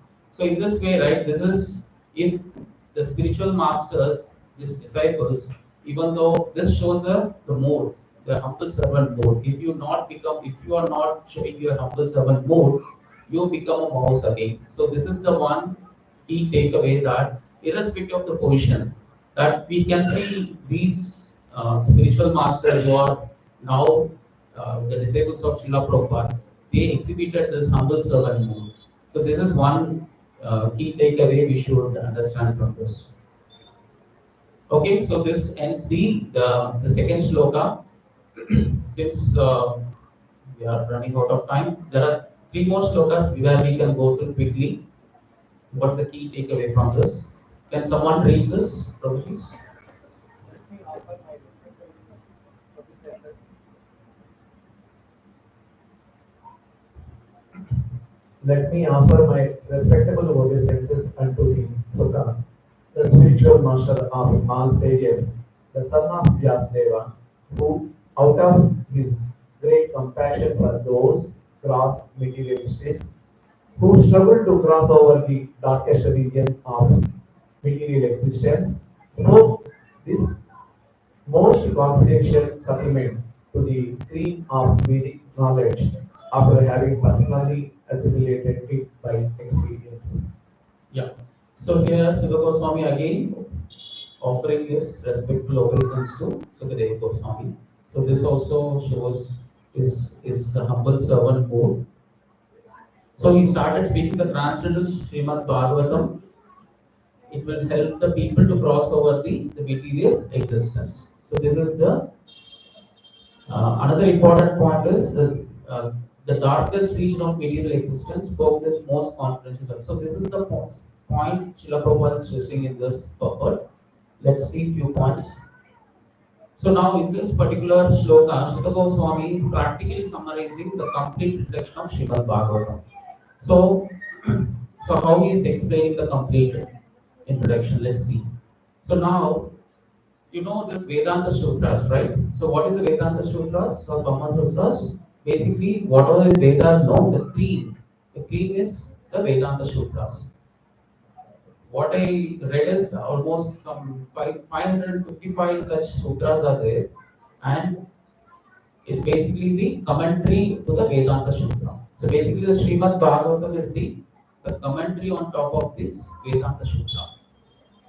So national commentary to the Vedanta Sutra. So in this, if you read this particular slide, the Vedanta Sutras or Brahma Sutras were compiled by Vyasadeva with a view to presenting just the cream of Vedic knowledge. Srimad Bhagavatam is the original natural commentary on this cream. So now Srila Prabhupada, Srila Vyasadeva could foresee the misuse of Vedanta Sutra by unscrupulous men, and therefore he personally separated the Vedanta Sutra with the Bhagavata Purana. So the Srimad Bhagavatam is the natural commentary on top of the Vedanta Sutra.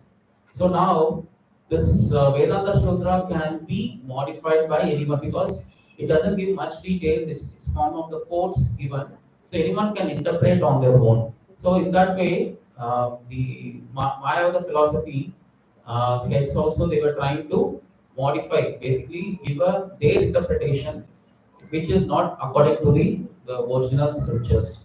So in this way, they also try to modify them. Then, so what Vyasadeva did, he started giving us a Srimad Bhagavatam, a naturally commentary of the Vedanta Sutra. So in this way, no one can modify the Srimad Bhagavatam. What is Srimad Bhagavatam? It's the words glorifying the Lord. No one can change the words of what being glorified in the Srimad Bhagavatam. In this way, the Srimad Bhagavatam is so much protected by this commentary, the natural commentary. So, due to the misuse in the future, the Kali Yuga, that's the reason this has been presented as the Srimad Bhagavatam. So, it is one unrelated commentary on Vedanta Sutra. Sripad Shankaracharya of Mayavada school could not touch it. So, this is also a reason. Only he can able to, on the Vedanta Sutra, he was able to give his own commentary. That commentary is called Sarika Bhashya. Another point, Srila Prabhupada says that the non-devotees cannot have access to the Bhagavad Gita and Bhagavatam. It is like as if a bee licking honey bottle on top of the jar. There's a difference, right? Taking the honey on your hand and licking the taste, the real taste we are able to understand. But by just seeing the jar and you try to, will you be able to get the taste? No, right? So this is one thing. So the non-debaters are just getting the external view until they will not get a deeper understanding. Another important point is those who have really anxious to get out of this material existence may take shelter of this Bhagavatam because it is uttered by the liberated Shukadeva Goswami. So he's talking about another summary point. The Srimad is uttered by the liberated Shukadeva Goswami. So some of the points here is Shukadeva Goswami was a thoroughly realized master on the Vedanta Shastra, and consequently he also personally realized the commentary on Srimad Bhagavatam. Srila Vyasadeva instructed the Bhagavatam Sri Shukadeva Goswami, his own son, was already the liberated sage of transcendences. Srila Shukadeva Goswami realized the visit personally and the next. These are the reasons, right?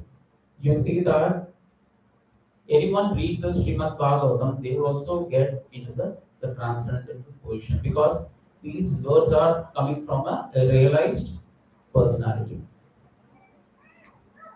It is also one point it's mentioned here is a transcendental torchlight by which one can see perfectly transcendental absolute truth. So Srimad Bhagavatam is a transcendental torchlight where one can realize Krishna.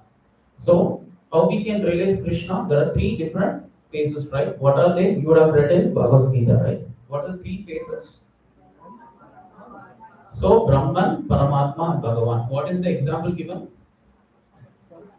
So Pash, one is impersonal realization by sunshine, sun planet, and sun god. So one is the impersonal realization by Brahman or sunshine, partial realization by Parama, Paramatma and the sun disk. The third one is the complete realization is Bhagavan, this is sun god. So in this way, Srimad Bhagavatam acts as a transcendental torchlight where we can realize these three phases. So another point Srila Prabhupada mentions is the purport about the materialistic man. Do you see? What are they? So the materialistic man can never be happy. Even though he has a smiley on his face, he can't be happy because this place is designed in such a way we should always suffer. So that is one thing. And whatever the plans happens, whatever he has planned, right, everything becomes baffled in front of the three modes of nature. So I hope everyone had plans. Actually, there are so many devotees now before you started this Krishna conscious. You had so many plans. Now, after Krishna conscious, you understand, right, how these plans are executed. So, man proposes, God disposes. Another, I hear this comment, when Krishna will be more smiling.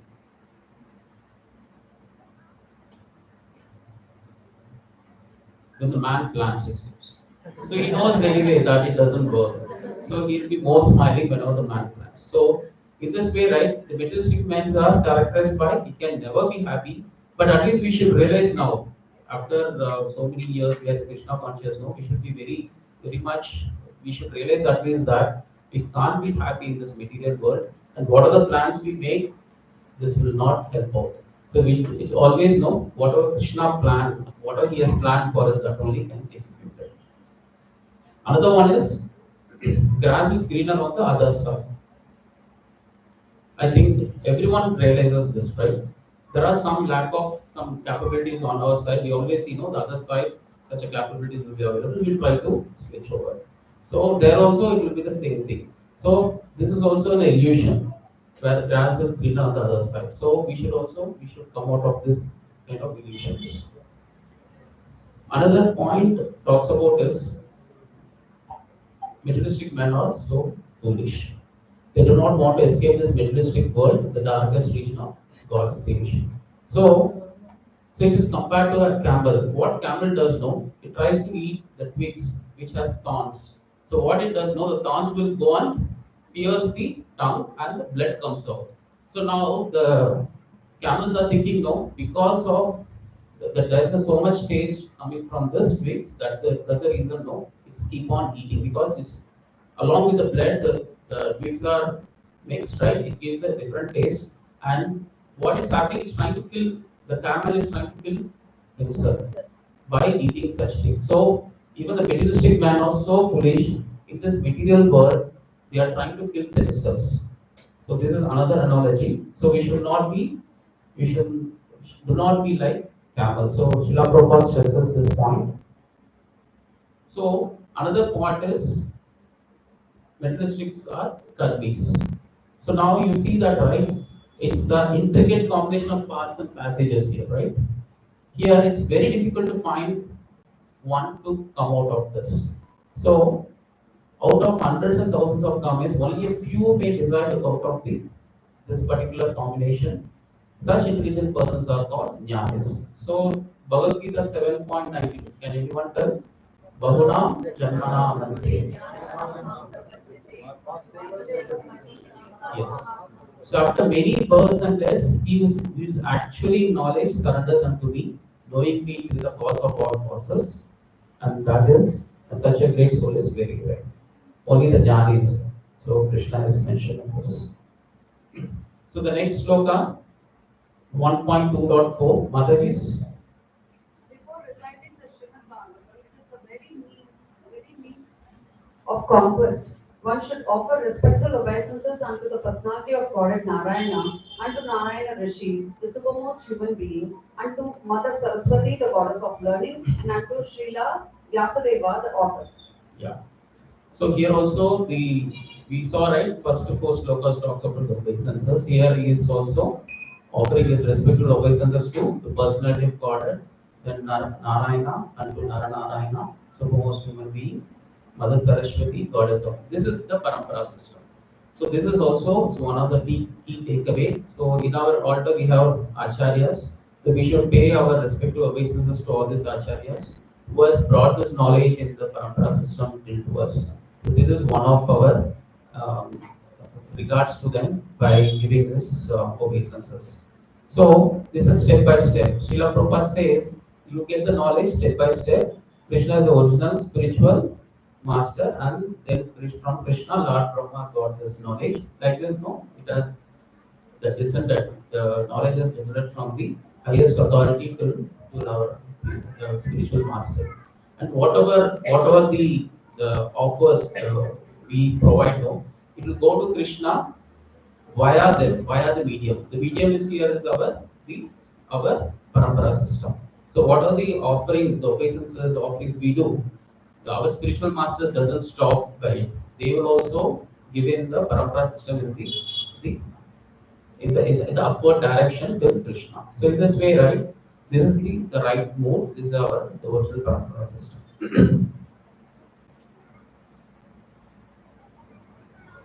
Another point Srila Prabhupada mentioned in this sloka is what is to be conquered. So the darkest region of material existence. What is the darkest region means that we are going to become animals next life.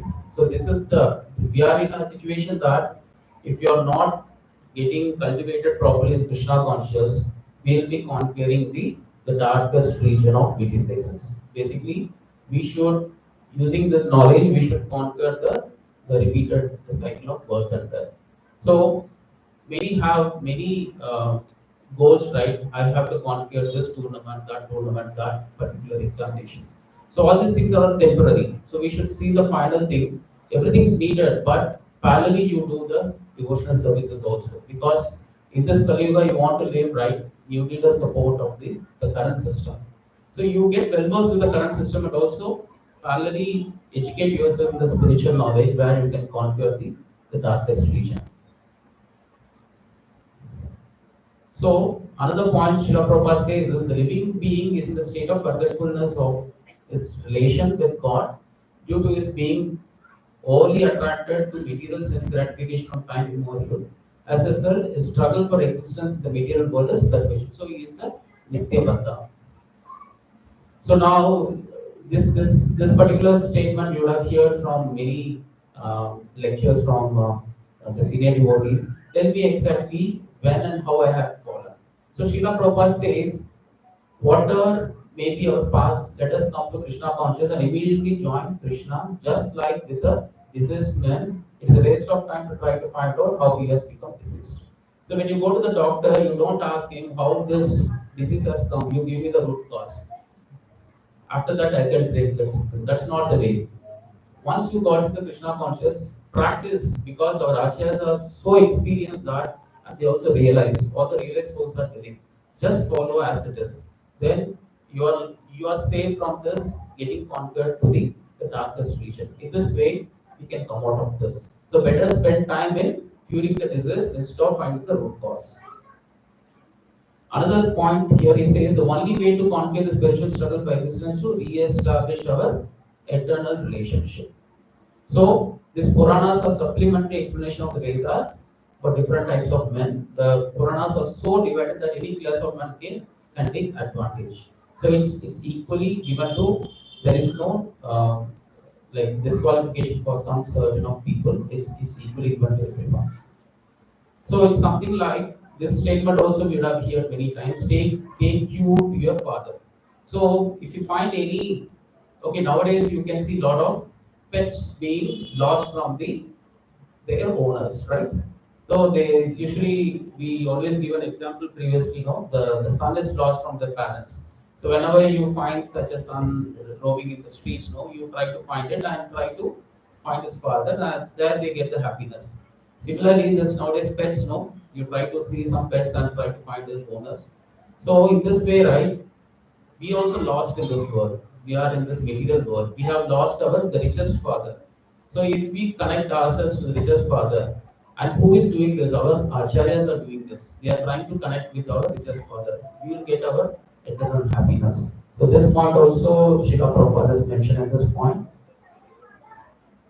So Srila Goswami showing the way of chanting the Puranas. This will be followed by persons who aspire to be preachers of the Vedic. So we have to just follow how Srila Goswami was trying to preach this, chanting the Puranas for us. So just follow his footsteps. Anyway, we have seen this, the spotless Purana. It is especially meant for them who desire to get out of the material entanglement permanently. So there we already saw that Srimad Bhagavatam is one of the 5 potent ways to attain love of Krishna. What are they? Association of the devotees, chanting the holy names of the Lord, hearing Srimad Bhagavatam, residing at Mathura, worshipping the deity with faith and meditation. So this is coming from Chaitanya. This is the last shloka. Prabhu, please. Someone can read. Translation. Most sages, I have been justly questioned by you. Your questions are worthy because they relate to Lord Krishna and so are of relevance to the world's welfare. Only questions of this sort are capable of completely satisfying the self. Okay. So now Sutta Goswami started. So till now we have seen he is offering his obeisances. Now the 5th shloka is started answering to all the questions. Now this is the whole conversation, right, between the great sage Sutta Goswami and the many Brahmanas assembled in Naimisharanya. So now the Bhagavatam, the absolute truth is to be known. The questions of the sages of Naimisharanya are proper and just because they pertain to Krishna, the absolute truth. So now we saw, right, Sutta Goswami was congratulating the whole assembly on account of their inquiring about Krishna. So Krishna, so you have basically there are a few very nice words. Krishna Samprashnaha. Yatrita Krishna Samprashna. So you have required on a very nice subject matter about Krishna and about Dharma. This kind of question is very auspicious to everyone because the sages know, right, what is the actual welfare to the whole society in Kali people. So they ask this question which is auspicious to everyone. When we inquire about Krishna and we speak about Krishna, we are both benefited. The person who is inquiring and also the person who is trying to hear, both are getting benefited because all these questions are pertaining to Krishna. So here another point Srila Prabhupada mentioned is in this material world, everyone is asking questions and trying to find the answers. So do you know, right, the birds in the nest, what is asking? Asking for food, right? The parent bird, what it does now, it tries to get the food. Again, it asks for the food because it's asking question and getting the answer. Similarly, the materialistic man, whoever is in this world, they are so much indulged in this material activities, right? Trying to raise questions and try to get the answer. In the home, you can see, right? The kids ask, where is the food? Where is the food? Mama, Papa, everybody tries to make it. So in this way, no, the whole material world is trying to ask questions. Are we getting satisfied with that? Never, because you have to keep working on that. We have to the different questions keeps coming, and you have to give different answers. So you never get satisfied. But the same thing, if you ask questions on Krishna and trying to find the answer, you will get satisfied because on the bodily perspective, you never get satisfied by the materialist question. But on the spiritually, when you ask questions and trying to get answers, no, your bodily and also on the soul level gets satisfied. So significance of questions about Krishna, these questions that pertain to Krishna are some and substance of all Vedic inquiries. Krishna is our more intimate master, friend, father or son, object of conjugal labor. Question and answers about Krishna give us complete satisfaction. Forgetting Krishna, we have created so many options of question and answers, but none of them are able to give us complete satisfaction. Questions about Krishna are beneficial to all kinds of people. Loka, questions about Krishna are okay. So this is the speciality of Srimad Bhagavatam. As it deals with question and answers that are related to Krishna, one can derive the highest satisfaction only by reading and hearing transcendental literature. By learning the Srimad Bhagavatam, one can make an all-round solution of all the problems pertaining to social, political, or religious matters. Srimad Bhagavatam and Krishna are the sum total of all things. Actually, that is, see, now you saw that Sutta Goswami was trying to glorify the sages. Similarly, when Sutta Goswami, similarly, Sukadeva Goswami was also glorifying who? Parikshit Maharaj, because he asked the same questions, right? So in that way, the glorification, so whoever asking about Krishna, the speaker naturally comes out, the glorifying the person who is asking it. So this particular references, the activities of Krishna are non-different from Krishna himself. As long as one is engaged in hearing such transcendental activities of Krishna, he remains aloof from the conditional life of material existence. The topic of Lord Krishna is so auspicious that purify the speaker, the hearer, and inquirer. They are compared to the Ganges waters which flow from the toe of Lord Krishna. Whenever the Ganges water goes, they purify the land and the person who bathes in them. Similarly, Krishna Katha, the topics of Krishna are so pure that wherever they are spoken, the place, the hearer, the inquirer, the speaker, and all concerned becomes purified. So, try to speak about Krishna to your friends, your relatives, your family members. In that way, everyone gets purified. Even though they are not interested, try to bring them in different ways how to think about Krishna, talking about Krishna. So in this way, right, this is also one important point.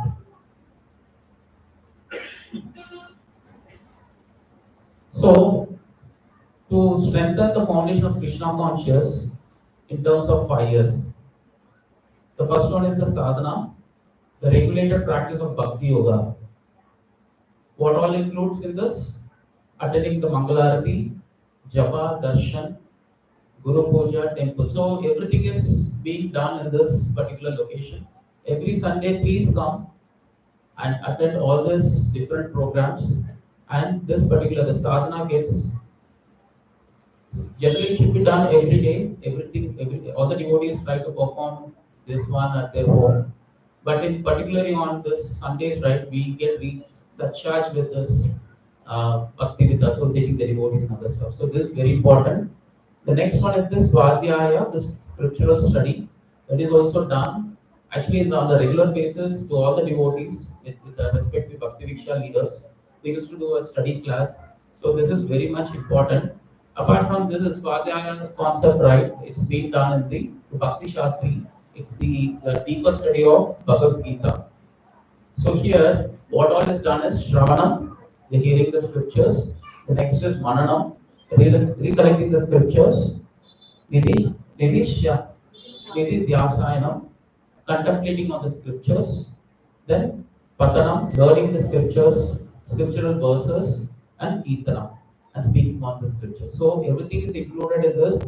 So get benefited out of this, and the services, the seva. So we have a lot of services whenever we come together for any festival or any activities we perform related to Krishna. So get involved in this, and in that way you'll get purified in this way. And another one is the Sangha, the good associations. Daily, there are many group studies are happening. Try to associate with your circle, your leaders, and also a lot of get-togethers happens through this the Sunday Feast program and also Bhakti Viksha. So try to attend them. So this is one of the important foundation. Then Sadachar, the Vaishnava behavior. The overall Vaishnava behavior that devotees encourage through this. When you are very perfect with all these four other S, the last one is the Sadachar.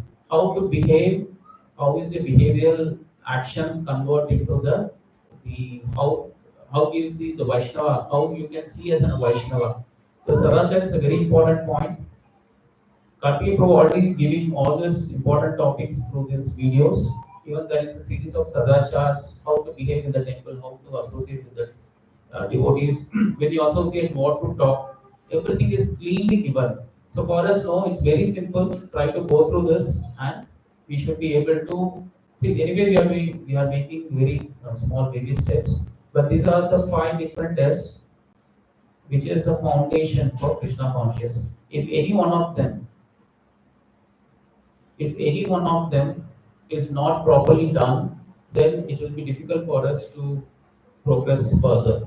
So please have a tap on this also. Whenever you perform, whether one of them, all the 5 S's are getting fulfilled.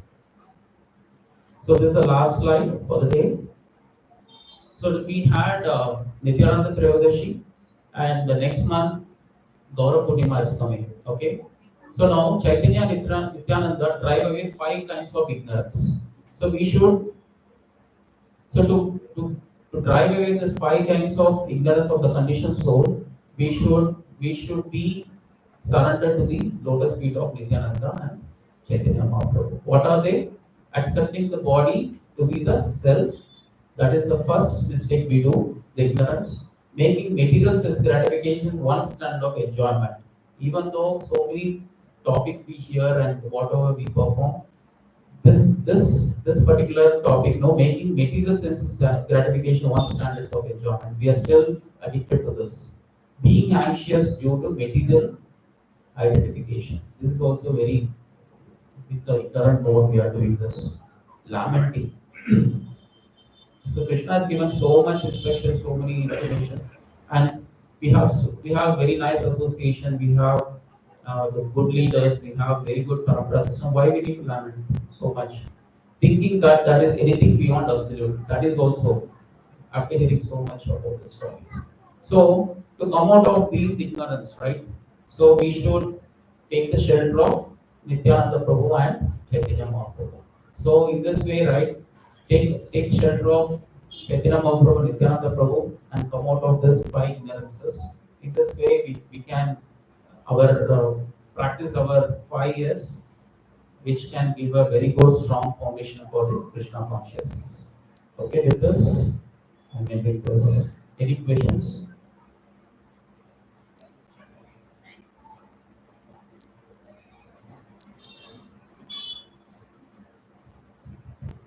Hare Krishna, Prabhuji. You're telling like